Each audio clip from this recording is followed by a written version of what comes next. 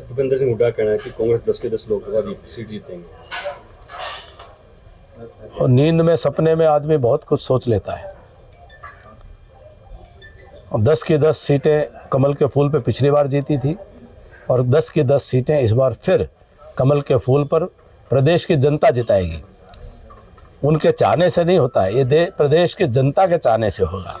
प्रदेश की जनता मोदी जी को चाहती है और निश्चित तौर पर 10 की 10 सीटें मोदी जी की झोली में डालने का काम करेंगे। बहुत अच्छी बात है, लोकतांत्रिक प्रणाली में हर राजनीतिक संगठन को अपने विचारधारा, अपने कार्यक्रम, अपनी नीतियों को लगातार जनता के बीच में लेकर के जाना चाहिए।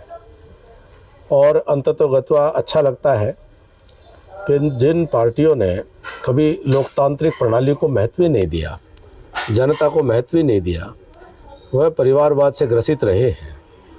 और जिन्होंने केवल जातिवाद फैला करके, समाज को बांट करके, राजनीति में सफलता प्राप्त करके और सरकारें बनाई हों, ऐसी राजनीतिक संस्कृति वाले लोग भी इसके महत्व को समझ पाए हैं कि नरेंद्र मोदी जी के नेतृत्व में जिस प्रकार से भाजपा का कार्यकर्ता गांव-गांव, बूथ-बूथ, घर-घर जाता है, उनके भी ध्यान में आया कि उनको भी जनता के बीच में जाना पड़ेगा।